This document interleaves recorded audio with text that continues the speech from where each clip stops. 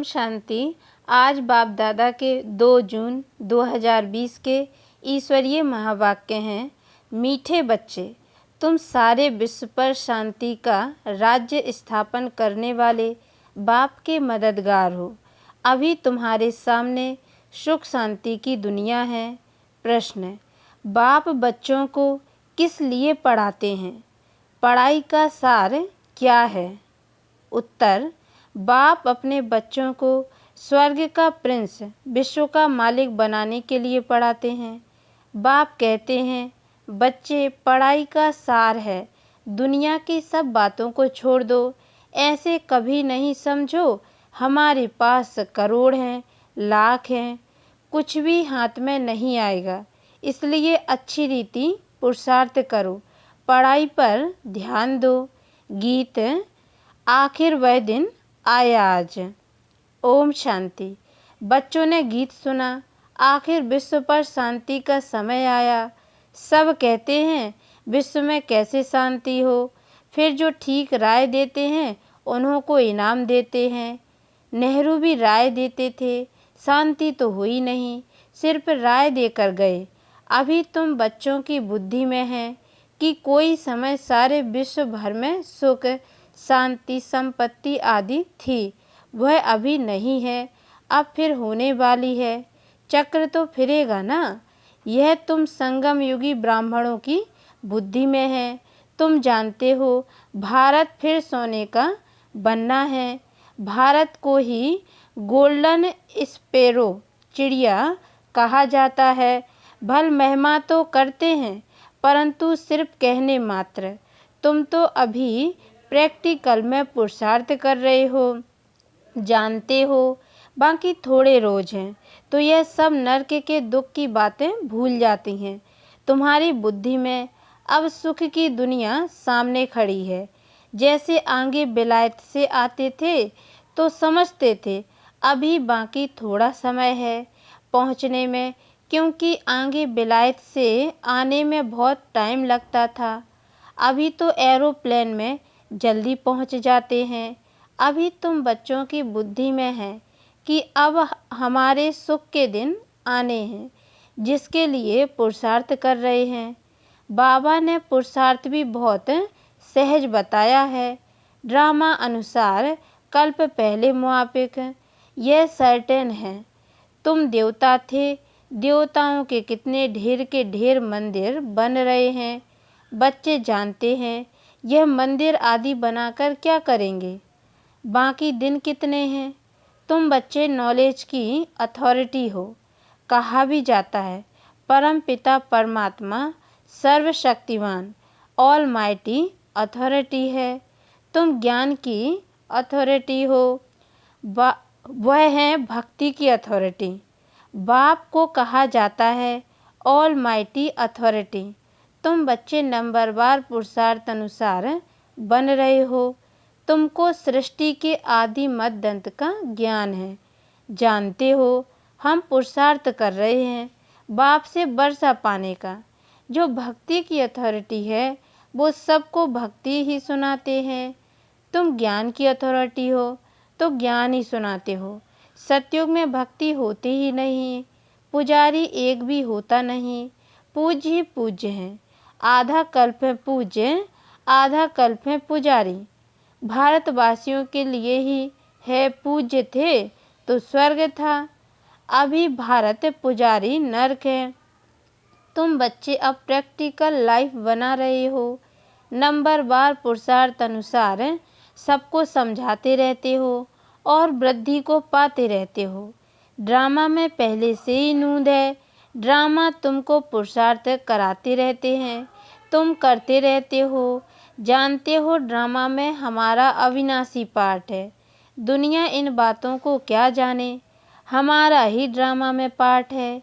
जो कहेगा वही समझेगा ना कि कैसे हमारा इस ड्रामा में पार्ट है। यह सृष्टि चक्र फिरता ही रहता है। यह वर्ल्ड की हिस्ट्री ज्योग्राफी तुम्हारे सिवाय और कोई को मालूम नहीं है। ऊंच से ऊंच कौन है दुनिया में कोई नहीं जानते। ऋषि मुनि आदि भी कहते थे हम नहीं जानते, नेति नेति कहते थे ना। अभी तुम बच्चे तो जानते हो वह रचता बाप है और हमको पढ़ा रहे हैं। यह भी बाबा ने बार बार समझाया है कि यहाँ जब बैठते हो तो देही अभिमानी होकर बैठो। एक बाप ही राजयोग सिखाते हैं और वर्ल्ड की हिस्ट्री ज्योग्राफी समझाते हैं। बाप कहते हैं मैं कोई थॉट रीडर नहीं हूँ। इतनी बड़ी दुनिया है, इनको क्या बैठ रीड करेंगे। बाप तो खुद कहते हैं मैं ड्रामा की नूंद अनुसार आता हूँ तुम्हें पावन बनाने। ड्रामा में मेरा जो पार्ट है वही बजाने आता हूँ। बाकी मैं कोई थॉट रीड नहीं करता हूँ। बतलाता हूँ मेरा क्या पार्ट है और तुम क्या पार्ट बजा रहे हो। तुम यह नॉलेज सीखकर दूसरों को सिखला रहे हो। मेरा पार्ट ही है पतितों को पावन बनाना। यह भी तुम बच्चे जानते हो। तुम तिथि तारीख आदि सब जानते हो। दुनिया में कोई थोड़े ही जानते हैं। तुमको बाप सिखला रहे हैं। फिर जब यह चक्र पूरा करेंगे तब फिर बाबा आएंगे। उस समय जो सीन चली वह फिर कल्प बाद चलेगी। एक सेकंड ना मिले दूसरे से। यह नाटक फिरता रहता है। तुम बच्चों को बेहद के नाटक का पता है, फिर भी तुम घड़ी घड़ी भूल जाते हो। बाबा कहते हैं तुम सिर्फ याद करो हमारा बाबा बाबा है, वही टीचर है, गुरु है। तुम्हारी बुद्धि उस तरफ चली जानी चाहिए। आत्मा खुश होती है बाप की महिमा सुनकर। सब कहते हैं हमारा बाबा बाबा है, टीचर है, वह सच्चा ही सच्चा है। पढ़ाई भी सच्ची और पूरी है। उन मनुष्यों की पढ़ाई अधूरी है तो तुम बच्चों की बुद्धि में कितनी खुशी होनी चाहिए। बड़ा इम्तिहान पास करने वालों की बुद्धि में जास्ती खुशी रहती है। तुम कितना ऊंच पढ़ते हो तो कितनी कापारी खुशी होनी चाहिए। भगवान बाबा बेहद का बाप हमको पढ़ा रहे हैं। तुम्हारे रोमांच खड़े हो जाने चाहिए। वही एपिसोड रिपीट हो रहा है। सिवाय तुम्हारे किसको पता नहीं है। कल्प की आयु ही बढ़ा दी है। तुम्हारी बुद्धि में अब 5000 वर्ष की सारी स्टोरी चक्र खाती रहती है, जिसको ही स्वदर्शन चक्र कहा जाता है। बच्चे कहते हैं बाबा तूफान बहुत आते हैं, हम भूल जाते हैं। बाबा कहते हैं तुम किसको भूल जाते हो। बाप जो तुमको डबल सिरताज विश्व का मालिक बनाते हैं उनको तुम कैसे भूलते हो। दूसरे किसको नहीं भूलते हो। स्त्री, बाल बच्चे, चाचा, मामा, मित्र संबंधी आदि सब याद है। बाकी इस बात को तुम क्यों भूलते हो। तुम्हारी बुद्धि इस याद में है। जितना हो सके याद करना है। बच्चों को अपनी उन्नति के लिए सवेरे सवेरे उठ बाप की याद में सैर करनी है। तुम छतों पर व बाहर ठंडी हवा में चले जाओ। यहाँ ही आकर बैठना कोई ज़रूरी नहीं है, बाहर भी जा सकते हो। सवेरे के टाइम कोई डर आदि की बात नहीं रहती है। बाहर में जाकर पैदल करो।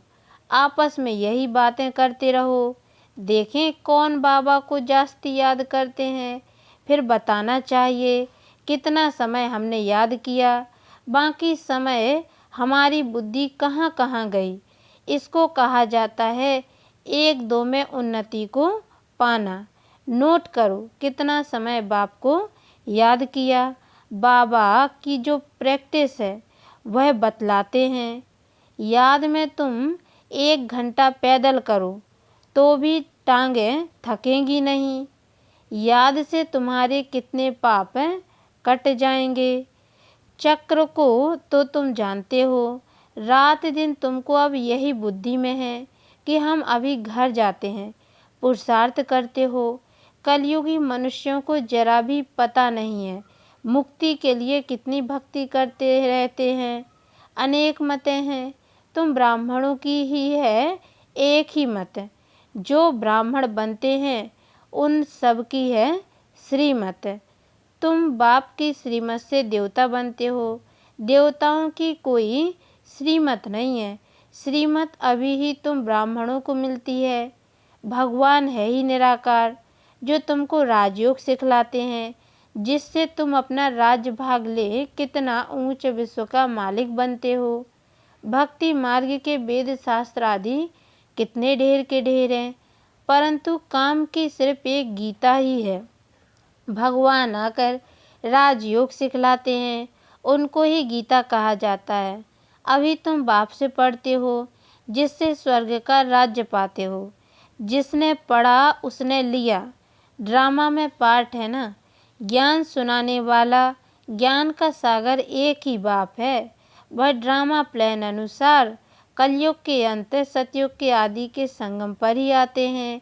कोई भी बात में मूंझो नहीं, बाप इसमें आकर पढ़ाते हैं और कोई भी पढ़ा न सके।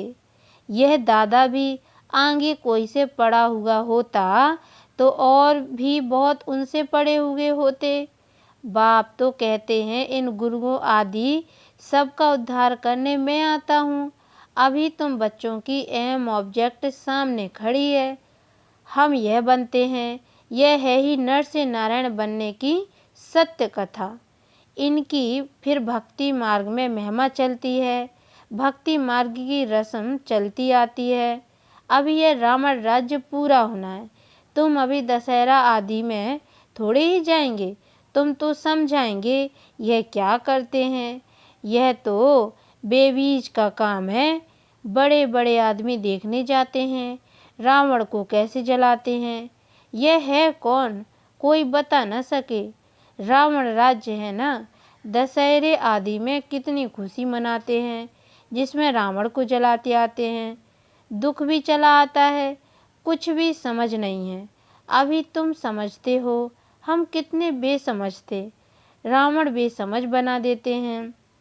अभी तुम कहते हो बाबा हम लक्ष्मी नारायण जरूर बनेंगे, हम कोई कम पुरुषार्थ थोड़ी ही करेंगे। यह एक ही स्कूल है, पढ़ाई बहुत सहज है। बूढ़ी बूढ़ी माताएं और कुछ नहीं याद कर सकती तो सिर्फ बाप को याद करें। मुख से हे राम तो कहते हैं ना। बाबा यह बहुत सहज बताते हैं। तुम आत्मा हो, परमात्मा बाप को याद करो तो तुम्हारा बेड़ा पार हो जाएगा। कहाँ चले जाएंगे? शांति धाम, सुख धाम। और सब कुछ भूल जाओ। जो कुछ सुना है, पढ़ा है, वह सब भूलकर अपने को आत्मा समझ बाप को याद करो तो बाप से वर्षा जरूर मिलेगा। बाप की याद से ही पाप कट जाते हैं। कितना सहज है। कहते भी हैं भ्रकुटी के बीच चमकता है सितारा, तो जरूर इतनी छोटी आत्मा होगी ना।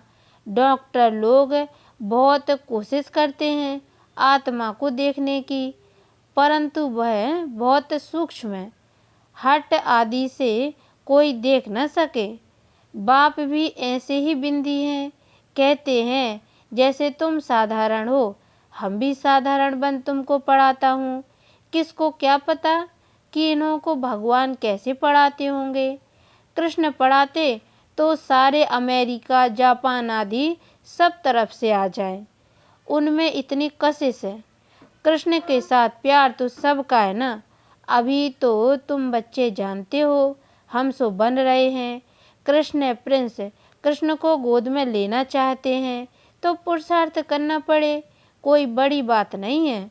बाप अपने बच्चों को स्वर्ग का प्रिंस, विश्व का मालिक बनाने के लिए पढ़ाते हैं। बाप कहते हैं बच्चे, पढ़ाई का सार है, दुनिया की सब बातों को छोड़ दो।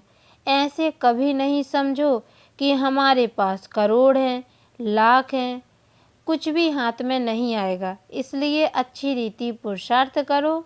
बाप के पास आते हैं तो बाप उल्हाना देते हैं। 8 मास से आते हो और बाप जिनसे स्वर्ग की बादशाही मिलती है, उनसे इतना समय मिले भी नहीं। कहते बाबा फलाना काम था। अरे तुम मर जाते फिर यहाँ कैसे आते? यह बहाने थोड़े ही चल सकेंगे। बाप राजयोग सिखा रहे हैं और तुम सीखते नहीं।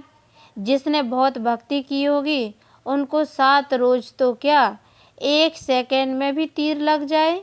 सेकंड में विश्व का मालिक बन सकते हैं।